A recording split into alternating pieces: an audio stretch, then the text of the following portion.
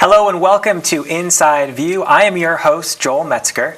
And on the show today is the Calaveras County Search and Rescue Team. We have President Don Dornell. We have Ted Fahlen, who is the Personnel Chief. And we have Robyn Berwick, who is the K-9 Unit Leader. Welcome, everyone. Thank you for having us. Really glad to have you on the show. So we have a lot of really interesting things to cover, but the one thing I just want to put out there right in the beginning is that your team is actively seeking new recruits, and you're looking for people to come and join and be part of the team. And so we're going to give you a million reasons why to be part of this team as we go throughout the show.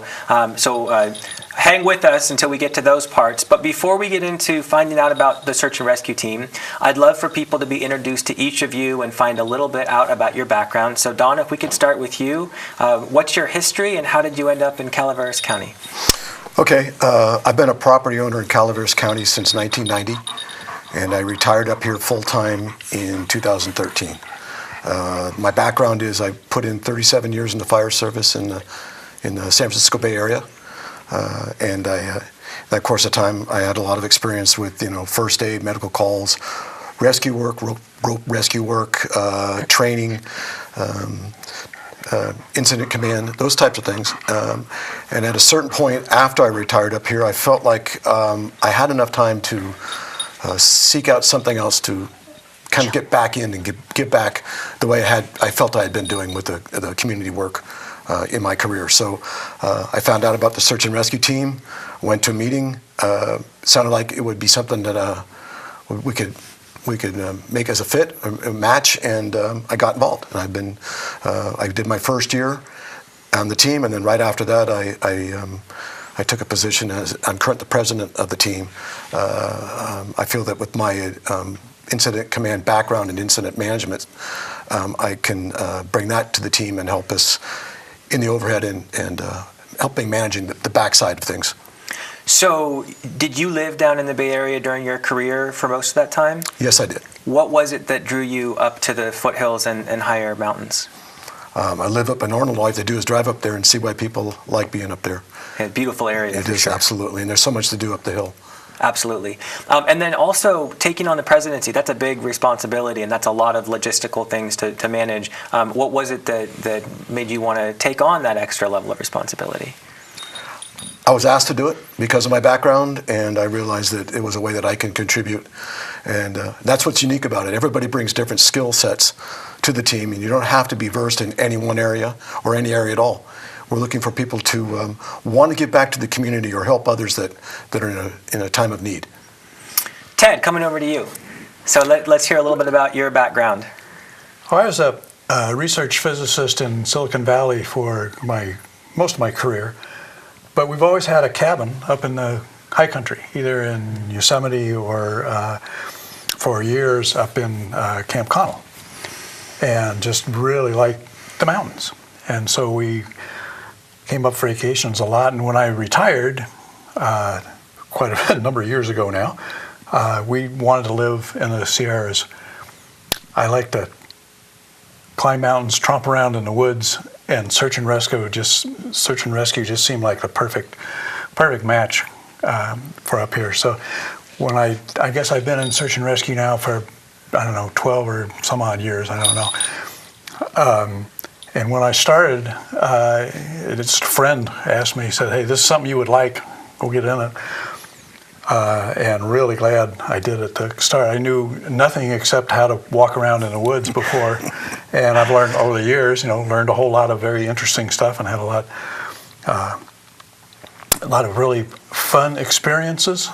The esprit de corps in the group is really good. It's a great group of people, men and women, to work with, and it's been fun ever since.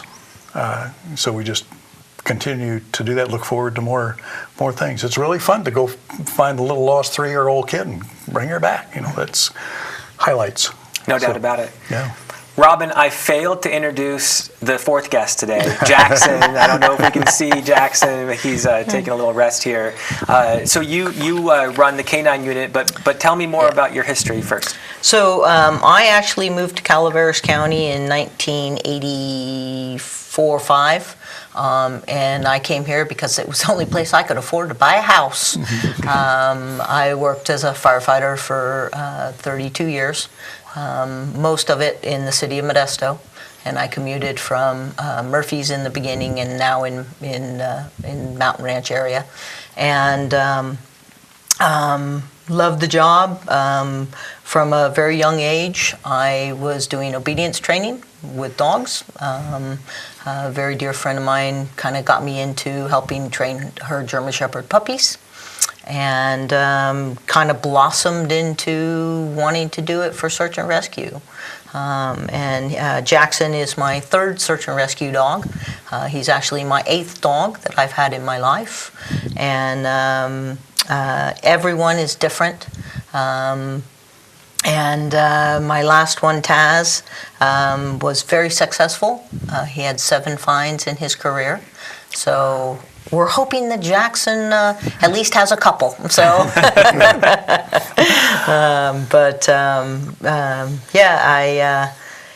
again, like both of these guys, just serving the community and hiking around in the woods, And, watching the dogs work. At one point, Calaveras County had 7 dogs in the unit. Oh, my goodness. And right now, unfortunately, we're the only dog in the unit. Everybody else has retired or moved on, and their dogs have passed away and things like that. So, wow. Yeah. It's fun to be on the team with Robyn and see that dog at work. It's totally amazing. Yeah. It's really fun. No doubt about it. I mean, what dogs can do compared to us lowly humans is pretty incredible. Yeah. Absolutely. Yeah. You mentioned that you live in Mountain Ranch. Were you okay when the Butte fire came through? I lost everything but the house. Oh, man. Lost outbuildings and all my fencing and trees, and so it looks very different now. Yes. But the house survived. Oh, thank goodness for that. Yeah. So Don and actually everyone, can you tell me, for someone who has never heard of Search and Rescue, or maybe heard the name but doesn't know what the organization does, what's a general overview of the team? Search and Rescue Team is a volunteer arm of the Sheriff's Office. If somebody is missing, it's considered law enforcement's responsibility to find them. So that falls in Calaveras County, that falls on the Sheriff's Department. The staffing is such that they wouldn't have enough personnel to go out, and they look for volunteers to take that over. So our Search and Rescue Team is volunteers that are the ones that go out in the field and actually manage part of the incident. But the overall people responsible are the sheriff's deputies and the sheriff's, as a lieutenant who's assigned to the unit. So what happens is we are, when we go out, we are considered disaster service workers. So we have workers' comp coverage if somebody gets hurt, which happens occasionally. We try not to let that happen, but it does happen on occasion. So they're covered by that. But we ask for people who are just willing to make a commitment to get involved with the team. We provide the training. We're providing equipment to new people now because we don't want them to make a large investment until they find out that's the right fit for them. So we invite people to come to a meeting or two and get into the process where they are qualified to attend field trainings, and then they really see what we do when we're out there in searches. The commitment is a business meeting once a month, which is about 2 hours. We try to have that at a convenient location. Right now, when most of them are at the Cache up in Arnold. And then there is a weekend training every month. Most of those are just a Saturday training, 6 to 8 hours. Occasionally it's an overnight. But it's a great way to either learn new skills or practice your skills for just being out in the outdoors. Yeah. Ted, how many folks are currently on the team right now? We've got 35 people qualified for searches. About 20% of those are women, and it runs from 18 to 77. So it's all and all walks of life in between professionals and retired folks and everybody. And I just will add what Don said, the search and rescue should be search and rescue and recovery, because there's really a lot of our searchers are obviously going to find lost hunters, skiers, ATVers, fishermen, people who have gotten into trouble in the water, that kind of thing. And then and of course, it's very satisfying when you find somebody like that. Sometimes you don't find people at all. Sometimes you're out for a recovery, so that we need to find somebody who is not coming back and get them back. So it's most 90% of our searches and activities are ground pounding, if you will, which is the part I like, where you can be out all night having fun, looking for people. So just as a background of what search and that's what we do. If you want to know how we get started on things, can I say that people will call 911 maybe? Mm-hmm. That goes to the sheriff, and as Don says, we report to the sheriff. They decide if it's a criminal action or a search or recovery, something like that. Mm-hmm. They call us. We get the team out by various text and phone and that kind of thing, and tell them what the information is, where to meet, where the command post will be, that kind of thing. Some people go to our cache and get the equipment, trucks. We have a command truck and a vehicle and an equipment truck, that kind of thing. Go to the command center location, wherever it happens to be, either in county or we get called out of county. Mutual aid service, just like this one that just happened last week, was a huge mutual aid search. And that was what incident again? That was where, unfortunately, a gentleman had gone hiking, climbing peaks, and fell. And so it's almost a week later we found him and got him out. But it was a large multi-county effort. Okay. So The last day of that search, they had 140 people looking for this individual. So Wow. it's a commitment of resources, and which is why they look for volunteers, and we work with other counties to help them out, and then we can expect the same in return if we need that, and we get that help. And the counties work very well with each other. We're all under the same incident control system, so everybody knows what to do, what the rules are, how to act in that large an organization. So Robyn, when you are able, because you're not always able to go out, it depends on what's going on in your life, right? Yeah. Right. But if you are able to respond to a call out, are you going to take Jackson every time? Yes. Okay. Yes. Jackson goes everywhere with me. I actually am on a group called CARTA also, and I can be called anywhere in the state of California. So Jackson is pretty much a constant companion. Wow. And so what happens with us is that if there's a search call out, he is what we call an area dog. So he works off of the leash, and he runs around looking for the scent of humans.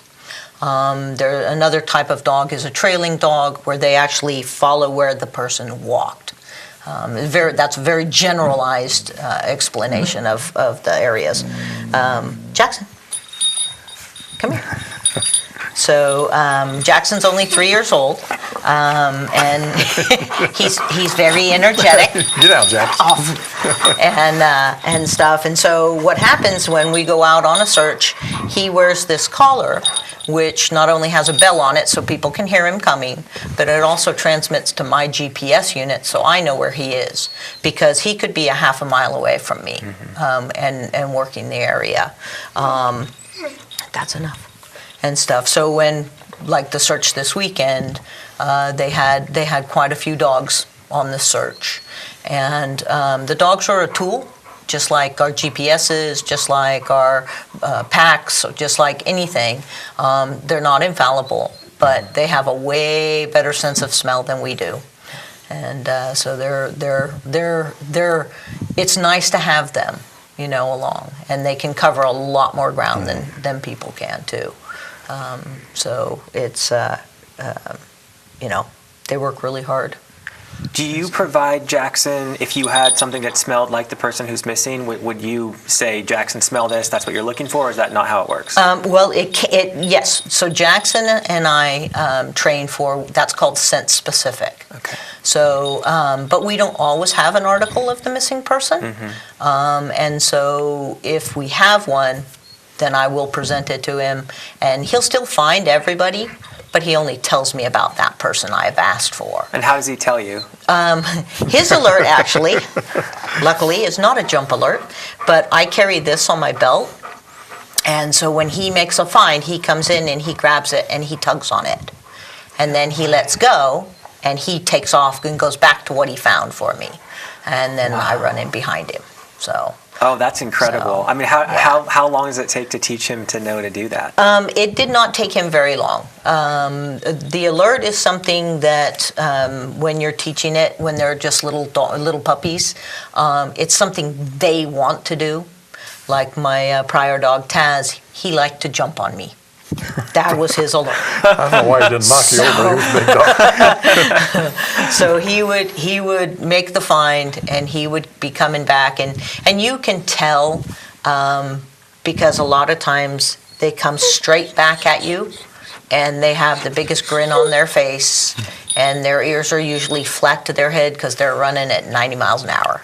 Wow. So as I've gotten a little older in the game, I decided that jumping on me was not what I wanted anymore. And luckily he went to, it's called the bringsel. So he took to that very well. So, and then he'll go back and forth as many times as it takes to get me to the subject he's found. So you can catch up to him and get there. Okay. Yeah. Okay. Yeah. Can someone talk about the feeling of finding someone who is still alive and lost and what that feels like? Ted, go ahead. Well, it's fun to find people who have been lost and are still alive. That's the fun part, and it's more fun when you're finding little kids who don't know anything. And it's obvious you've been out for usually a lot of hours, a lot of different people that you're working with. When we go out, we always break up into usually like a three-man or three-person, I should say, team assigned to different areas. Here's this whole area, and you're going to go cover that, and you take your GPS and you grid that out, that area. Other teams are doing the same thing. And so you're usually out there for several hours, and sometimes the territory is rugged and you're working hard. And boy, when you find somebody in there or a clue that leads to somebody, it's fun. Makes the whole thing worthwhile.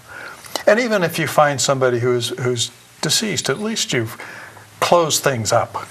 You know, there's families. For the families and whatnot that are around. So it's all good. What I really don't like is not finding anybody at all. You never know what happened, and there's several people.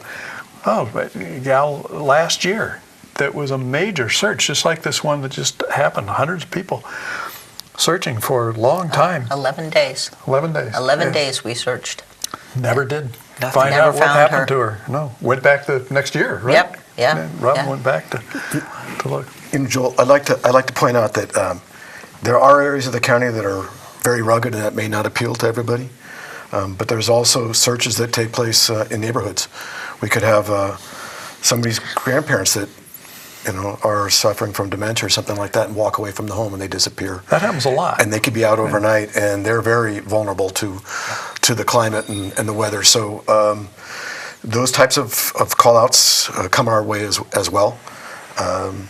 So it's not always somebody that has to be the mountain climber that we're looking for. We're looking for people that just want to get involved and help. We've recently taken on an individual who's going through the training, but he chooses not to go out. He wants to be a support person for us. His background is computers, and we welcome him. There are a lot of different ways people can help out, other than just going out and, as Ted puts it, beating the bushes.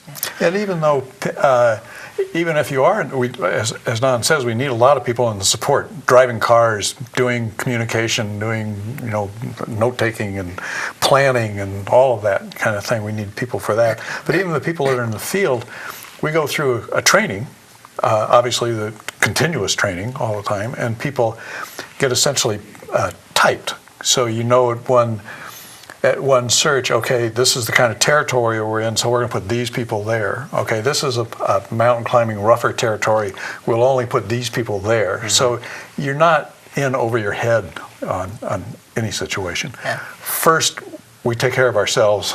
Next, we go for who we're looking for. We also have many different units in the team, like the K9 unit. We have swift water, communications Specialists. We have a number of different specialties. You train as a full member first, and then if you have a special interest, like we have a couple guys who love swift water. And so they're jumping in the water, they're doing the rescues in the water, and then the rest of us who don't want to jump in the water, we're doing shore support. So that we're throwing the ropes, or making sure that they don't get caught in an eddy or whatever. If you have a specific interest, you can go with that interest once you're on the team and a full member. Along those lines, what Don was saying, maybe I interrupted you. That's okay. As Robyn says, you kind of do everything in general, and then if you have specialties that you really like, because that happens to be your hobby for mountain climbing or something, what you learn on the team just augments what your hobby is. If you like water, you get better at doing water. If you like, navigation, you get better at that. So it helps your personal life too, I think. There's certain things that we have to recognize, putting people in dangerous positions. Certainly swift water is one of those. We make sure that the people are qualified. They have to pass a state certified course to be a swift water technician. But we make it, we provide them the opportunity to get that training, and we'll pay for the training, and we provide the equipment should a call out come around. But we just don't let anybody just show up and start jumping in. But we have some people that are, we're talking about specialties and things. We also have some vehicles that we're able to put into use. We have a snowcat. We have a couple of ATVs. We just received a generous grant. We were able to purchase a side-by-side quad, which will allow us to move team members further out, and then they can start their search.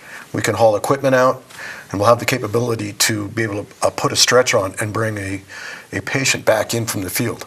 Nice. So there's, somebody may be interested in helping out, just being a driver for us. Certainly everything you have to, pass some qualifications, and nothing is I would say demanding as far as getting the certifications of the qualifications. No, it's just putting in the time. Right. Yeah. And interest. The team's currently, did you say around 35 members? It's about 35 people. We have about, on average, historically, we do about 1 to 2 searches a month. We, as Don said, we have a business meeting and a Saturday training, some overnight, couple overnights. I think up to date this year, I think we've put in like 500 people hours in searches alone, and maybe 3 times that in training and organization and equipment maintenance and that kind of thing. Last year, I think it was like 850 people hours. And so it's How many folks would you like to see on the team if it was really an ideal number? as many as we can get. So there's no limit to No. how much help could be used, and that's just going to increase the team's capabilities to rescue Absolutely. people more quickly. We're even building a new cache. We have, we're unique in that the 3 of us are retired. Retirees, for the most part, are more available. We have people that work down the valley, work down the Bay Area. They're not available until weekends. But if we have an extended operation, a search that's going a couple of days, we have to allow people to have time off. And the more we have, the more we can rotate crews. Those smaller areas, we can give them the search so that it's not as demanding on them physically. We never send anybody out by themselves. You're always a minimum of a 2-person team. We like to have it a 3-person team. like Ted said, we take care of ourselves first. We train everybody in first aid with the understanding that you may have to use that first aid training on your teammate, or you may have to direct that use of splinting an ankle or something like that on yourself. We take care of ourselves first, and so we can have those kind of that backup where there's more than one person out there at a time. How does the team get funded for various needs? Well, it's all volunteer. So we have some functions that try to bring us money. We have we show up at the fair sometime, so where we get some donations. We have what do I want to call it? We sell T-shirts. T-shirts, and then that's right. sweatshirts and hats and stuff. Pretty much at any of the county functions, the fairs and stuff. A lot of the things, the 4th of July thing up in Arnold, and And we have a raffle too. Yeah. That goes. We have a mailing that goes out to thousands of people, and I think we get the a best, lot of donations. Excuse me, Ted. I think the best way to put it is it's all volunteers. Right. It's all donations. Okay. We don't get any funding from the county, with the exception that if we have a call out, and we have team members who do nothing more than their support, and they do food services for us. Mm-hmm. The sheriff's department will reimburse us for the food costs. They pick up the costs of fuel, insurance on the vehicles, maintenance on the vehicles, and that's pretty much it. Everything else is volunteer, so we actually get donations from the communities, so we rely on their support all the time. All right, and so with the information we put up on the screen, you'll find out how to donate as well as sign up for the team, get in contact with one of you three or any other team member to get going on that process, and that's really what folks need to do. Mm-hmm. And from personal experience, having observed this team, very professional, very disciplined. You all take this so seriously. This is not a game to you. This is life and death situations. And the training, like you said, Ted, is way, way more than the actual searches. And so this team is very well equipped and prepared. So thank you all for doing what you do out there and giving of your time, because it's not a massive commitment, but certainly for someone like you, it is a very big commitment, and you're putting a lot of work in. It's worth it. You'd want somebody looking for you with a commitment and professionalism if you were out there. And that's how we take it. We'd want somebody to be doing the same for our loved ones, and why don't we do it for others? Yeah. Well, it's also fun. It is Yes. fun. It really is. Yes. It's a good group of people doing a good job. And again, like Ted said, watching the dogs work is amazing. Watching the light bulb come on when they're little puppies. It's and they think it's the funnest thing they do in their lives. Absolutely. I think to sum it up, our mission statement is very brief. It's to aid the sick, lost, or imperiled. That's what we're there for. Well, thank you all for coming on and sharing this with us, and I encourage everyone to volunteer who can. And again, thanks for what you do. Thank you Thank for you, having us. Joel. Thanks, Joel. Appreciate it very much. And thank you for joining me on this edition of Inside View. I'm your host, Joel Metzger, and I hope you join me next time.